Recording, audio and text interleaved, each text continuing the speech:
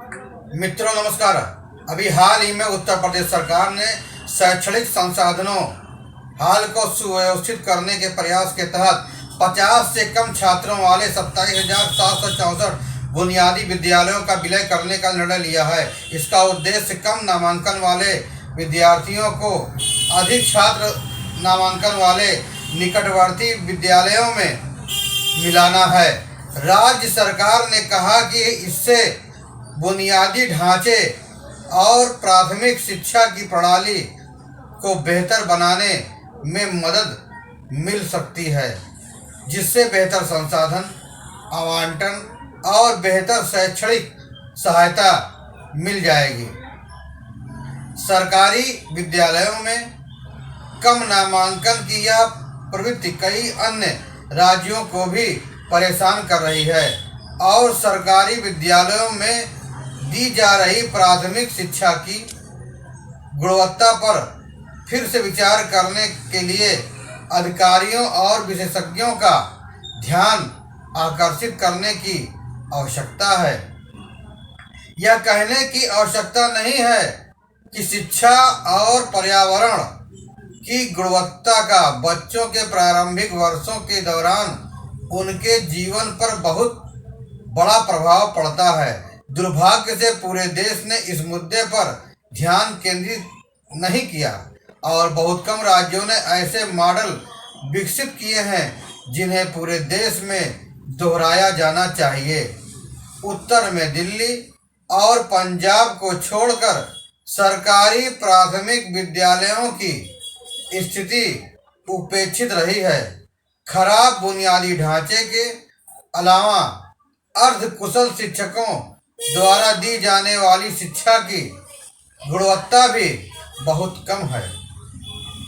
इसमें कोई आश्चर्य की बात नहीं है कि सरकारी स्कूलों में बहुत सस्ते विकल्प उपलब्ध होने के बावजूद खासकर शहरी क्षेत्रों में माता पिता की बढ़ती संख्या अपने बच्चों को निजी स्कूलों में दाखिला दिलाना पसंद कर रही है। वे सरकारी विद्यालयों में नहीं आना चाहते। नेशनल सैंपल सर्वे ऑफिस द्वारा हाल ही में किए गए एक सर्वेक्षण community analysis of monitoring school से पता चलता है कि न केवल नामांकन में अंतर बल्कि सामाजिक आर्थिक कारण और भौगोलिक विभिन्नताएं भी इस बदलाव को बढ़ावा दे रही हैं। इसके निष्कर्षों के अनुसार शहरी क्षेत्रों में प्राथमिक विद्यालयों के 43.8% बच्चे निजी स्कूलों में नामांकित हैं, जबकि 36.5% सरकारी स्कूलों में ही जाते हैं। इसी सर्वेक्षण से यह पता चलता है कि राष्ट्रीय स्तर पर 66.7% सरकारी बच्चे सरकारी स्कूलों में नामांकित है, जबकि निजी संस्थानों में नामांकन का प्रतिशत 23.4 है। हालांकि सर्वेक्षण ने शहरी ग्रामीण विभाजन को स्पष्ट रूप से उजागर किया है, जिसमें शहरी क्षेत्र निजी शिक्षा को प्राथमिकता देते हैं और ग्रामीण क्षेत्र मुख्य रूप से विकल्पों की कमी के कारण सरकारी स्कूलों पर निर्भर है, डिपेंड है। हरियाणा में प्राथमिक विद्यालयों के 45.6% बच्चे निजी स्कूलों में जाते हैं, जबकि सरकारी विद्यालयों में यह 40.2% है। जाहिर है कि शिक्षा की गुणवत्ता या इसकी कमी अभिभावकों को अधिक फीस के बावजूद अपने बच्चों को निजी स्कूलों में दाखिला दिलाने के लिए प्रेरित करती है।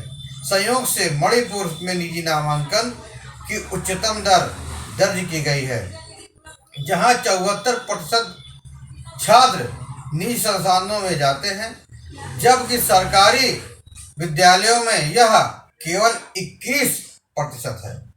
सोचनीय बात है। दूसरी ओर पश्चिमी बंगाल, त्रिपुरा और उड़ीसा जैसे राज्यों में निजी स्कूली शिक्षा एक छोटी सी प्राथमिकता बनती हुई है। उदाहरण के लिए पश्चिम बंगाल में केवल 5% बच्चे निजी स्कूलों में जाते हैं। सोचिए, वहाँ अच्छी हिसाब किताब है। जबकि त्रिपुरा और उड़ीसा में यह प्रतिशत क्रमशः 6.2 और 6.3 है। इन राज्यों में सरकारी शिक्षा के प्रति मजबूत झुकाव का विशेषज्ञों द्वारा अध्ययन किया गया है और इस पद्धति को अन्य राज्यों में भी दोहराया जाना चाहिए। यह ध्यान दिया जाना चाहिए कि कोविड महामारी ने शिक्षा, विशेष रूप से प्राथमिक शिक्षा पर गहरा असर डाला है, प्रभाव डाला है।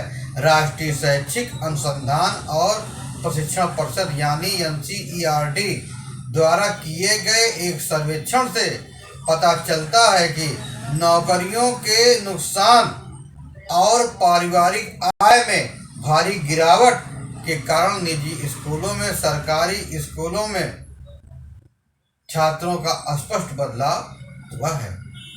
वर्ष 2020 में 65.8% से 2021 में 70.3% की वृद्धि देखी गई है। निजी स्कूलों में नामांकन में 2020 में 28.8%, 2021 में 24.4% की गिरावट आई है। यह प्रवृत्ति अब उठ रही है, लेकिन प्राथमिक शिक्षा पर महामारी का प्रतिकूल प्रभाव लंबे समय तक बना हुआ है। इसी सर्वेक्षण में पाया गया कि छात्र, विशेष रूप से ग्रामीण क्षेत्रों के छात्र, विभिन्न मापदंडों में काफी पिछड़ गए हैं।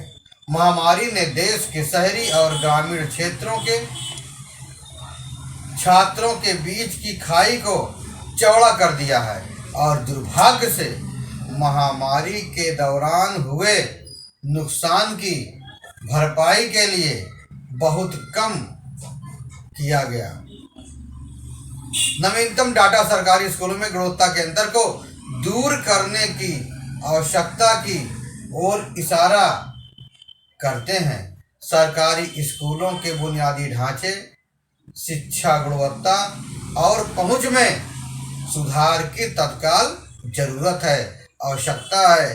केंद्र ने इस वर्ष प्राथमिक शिक्षा के लिए बजट में लगभग 20% की वृद्धि करके अच्छा काम किया है।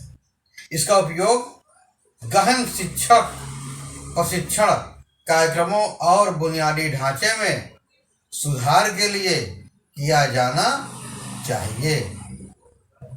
आपको यह जानकारी कैसी लगी? कृपया कमेंट बॉक्स में कमेंट देना ना भूलें। तब तक आप स्वस्थ रहें, सुरक्षित रहें। धन्यवाद।